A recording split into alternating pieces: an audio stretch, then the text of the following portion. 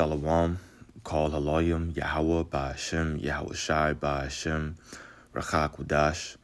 Double honors to our apostles and elders of Great Millstone. Peace and blessings to the elect. Yeah, so before we get started, you see it's kind of early. And so Salakia for my voice. But I wanted to jump into talking about the mark of the beast. Remember earlier this week, I guess it was when it came out concerning Nate, all of a sudden from IUIC, he has another breakdown concerning what the mark of the beast is. And of course, the big story around him is that what the mark of the beast actually is always changing.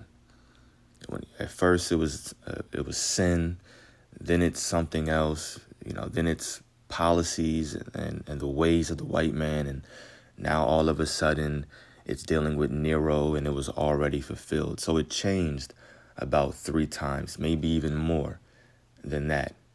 And so that's why I wanted to word this video this way, just posing it as a question, something to think about. Is your leader teaching you of the dangers of the mark of the beast, of the MOTB? Because that's what it is. It's a very, very, very dangerous prophecy. And it's something that has not fully come to pass yet. However, the revelation, the understanding of it has been revealed. We do know exactly what it is. We're not guessing anymore. We're not trying to figure these things out. Our apostles have been talking about it way before YouTube was even out there, way before 07. And so I want to jump into Revelation 3, verse 10 first. And it says, "Because thou hast kept the word of my patience, I also will keep thee from the hour of temptation, which shall come upon all the world to try them that dwell upon the earth." So you have a lot of people that are on the fence. What's the MOTB? A lot of people hear us talking about what it actually is, and they're questioning themselves like, are those guys at GMS right? They see Neuralink and what Elon Musk is doing with his brain chip. They see that now you can use the chip in your hand if one has it to purchase goods at stores like Whole Foods. They're seeing people use it at their jobs to buy snacks in the vending machines, and to open doors and give them access to certain areas. So they're starting to question and wonder. But the time is going to come where you have to make that firm decision and have a firm stance. And that's only going to come if you ask the Lord and you sincerely and genuinely pray and ask the Lord to give you the understanding, to help you to really know the truth. Because like we just read here in Revelation 3, verse 10, it says, "Only the Lord, I, meaning the Lord, will keep thee or protect thee from the hour of temptation."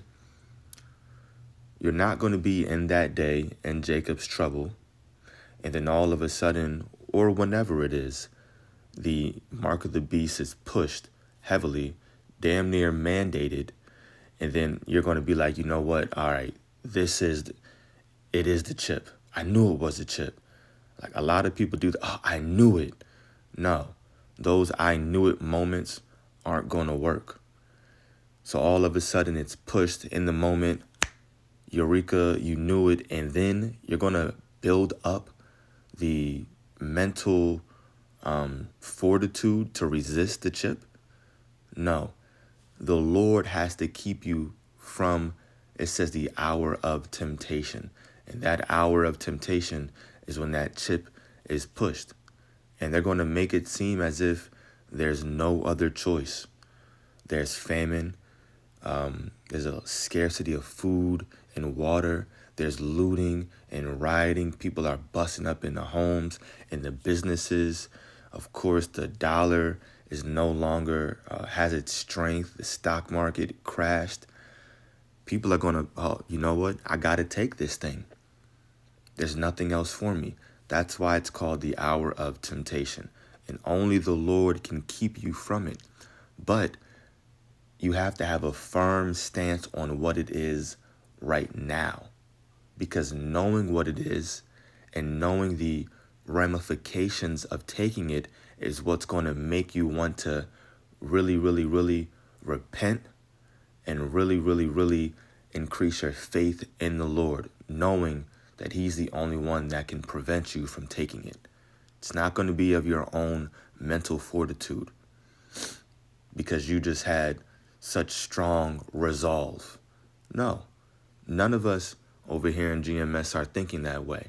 We're thinking that we need to just increase our faith and strengthen our spirits, and then the Lord is going to make sure that we don't take it.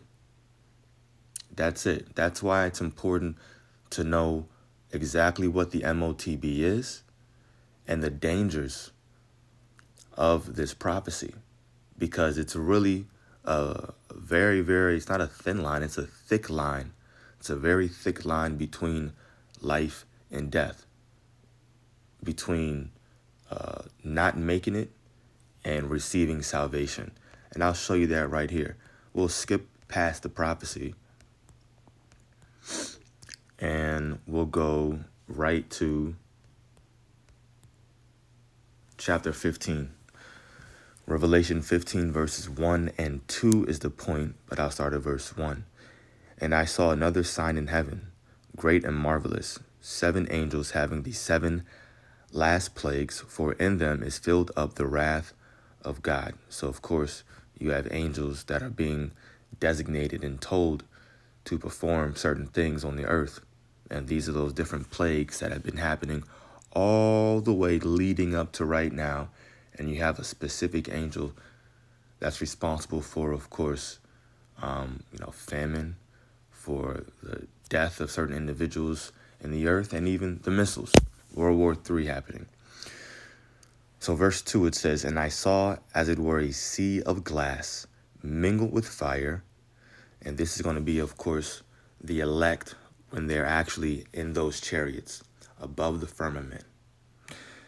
And them that had gotten the victory over the beast and over his image and over his mark and over the number of his name stand on the sea of glass, having the harps of God. So this clearly lets us know right here that there's a distinction between those who receive salvation and those who did not. Those who received salvation, one of the things that they got the victory over was his mark, of course. Now, if you're with the beast system, and if you're down for his image, and his image is the ways and philosophies of Babylon the Great, then of course, more than likely, you're going to be down to take his mark as well, because you like the system and you want to remain here in his system. But the elect are not going to think that way. They're not going to be down with the image of the beast. They're not going to be down with the beast in general and what they believe in. And they're more, of course, above all else, not going to be down to take his mark either. So that's why you have to know what the mark is. When you look up that word mark, the Greek word is charagma, and it goes into something being imprinted. Point blank period. It's that simple. It's not a super deep prophecy to understand. That thing being imprinted is the microchip. Under your skin, it gets imprinted, printed in your skin. That's it. Very, very simple prophecy to understand. You got Israelite camps and leaders making it seem something so difficult and trying to find different connections. No, that's all it is. It's something going under your skin that's able to be used for buying and selling. But what it's doing is it's branding you. Esau Edom is branding you, and what you're saying is, I'm being owned. Yes, by taking it. You're being owned by Esau Edom. And he's your God. You're choosing him. No, but the elect are going to have the victory. They're going to overcome his name, the beast, and of course, his mark.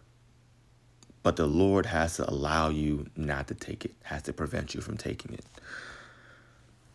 And I'll end off with this precept here. Revelation 14, verses 9 and 10.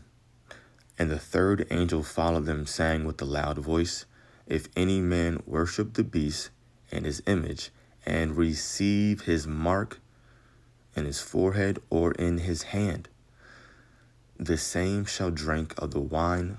As a matter of fact, let's read verse 10 in the NLT. Revelation 14, verse 10 in the NLT, it says, must drink the wine of God's anger.